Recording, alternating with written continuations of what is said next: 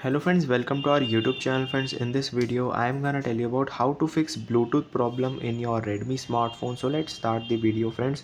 So if you are problem auto disconnect problem or not connecting to your Bluetooth devices, earbuds, AirPods or Bluetooth speakers, then you have to firstly go to this Bluetooth, long press to open the settings, and you can see there are lots of available devices are here. Just you have to do is refresh the device.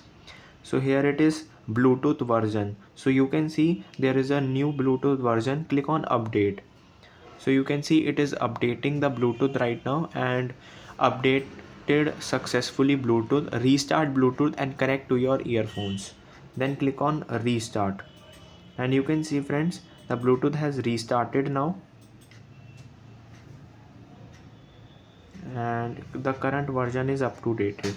Now you, if your problem is not solving, you have to click on the setting again, click on search, and here you have to write reset Bluetooth. Then here it is reset this Bluetooth. Click on the settings and enable the passcode. Click on OK, and you can see friends, your this Bluetooth settings has been reset successfully. I hope you like this video. If you like this video, then subscribe to our YouTube channel for more helpful tips and tricks videos. See you next time.